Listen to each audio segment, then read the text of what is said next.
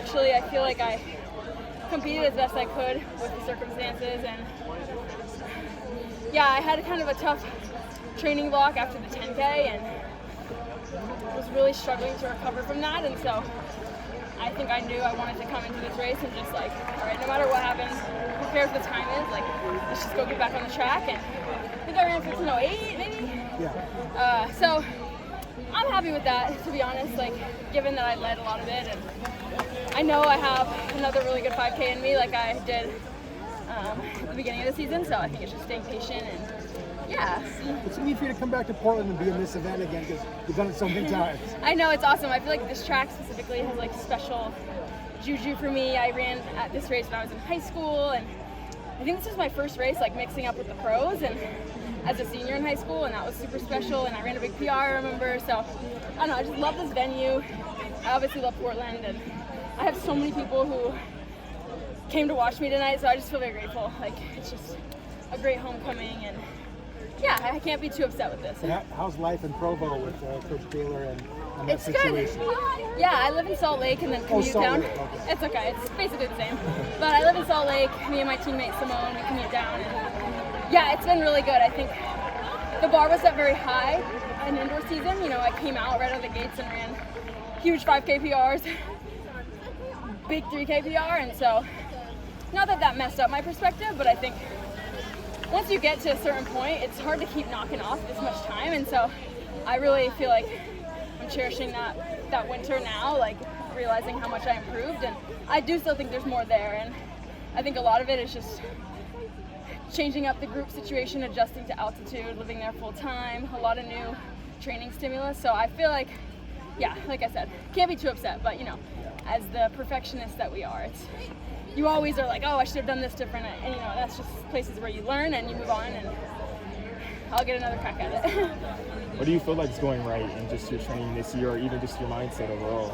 Yeah, I think I've done a really good job shifting my pre-race mentality. Before, I used to be so nervous, such a wreck, hated race day, and it's still obviously not like the most enjoyable day leading up. You know, you're nervous, you have the butterflies, but I think I've just matured a lot and realizing like this isn't life or death. Like it's just running, and it's a huge part of my life, but it's also not my life, if that makes sense. And so I think, you know, moving to Salt Lake, I got a dog, my boyfriend lives there, I have a group of friends outside of the team, and so I think finding that has been really good to just like balance me out of like, you know, running isn't everything, and when you have great days it's awesome, and when you have solid days you're like cool, and when you have bad days you're like, well, get back to practice on Tuesday. So yeah, you have to have a short memory in this sport, I think, to be successful, and I think I've finally, at the age of 27, internalized that.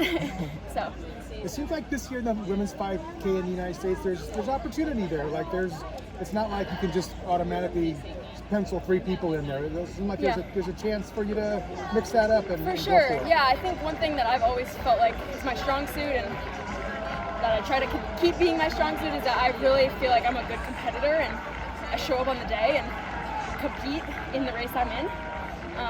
Whether that means I run a flashy time is like, depends on the day, but I think that's something I take a lot of pride in. And so yeah, even though, you know, you have girls who have run, I mean, Josette ran so fast this year, I mean, Whitney, my teammate, has run so fast, you know, I've run 14:50, Courtney Frericks is coming back from injury, and she, you know, everyone is in such good shape, and that's what makes the U.S. special, is that you do have to show up on the day. There's no given, like, oh, I just have to run this time and then I get to go. And I think that competitive spirit is something that I've always, like, really felt like I've been good at, and I always try to practice. So I do think I have a shot to make it, and obviously that's the goal.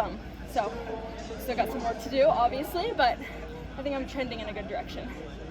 What was some of the advice that Coach Taylor gave you heading into the race? Yeah, I think, well, she did tell me not to do what I did, so that was maybe not great, but you know, I think when you're in the race, you just sometimes have an instinct, and I guess my instinct in that moment was just get right on Anna, and so she obviously told me also to stay relaxed. I think one thing I'm really working on is posturally. I think when it gets hard, my shoulders start to come up, I kind of, head goes back, and I think that's a place of a lot of growth I can make, of just trying to relax more as it gets hard. So but yeah, she's been really amazing. I think it's cool to have a woman coach. I've never been coached by a woman before, and so I think she understands the emotional side of stuff really, really well, and that's been a huge bonus for me. And obviously she's just a great coach. She knows how to write really good workouts, but I think that emotional and like personal side has been like really, really helpful. Thank you. Oh, congrats. Thank you Thank so you. much.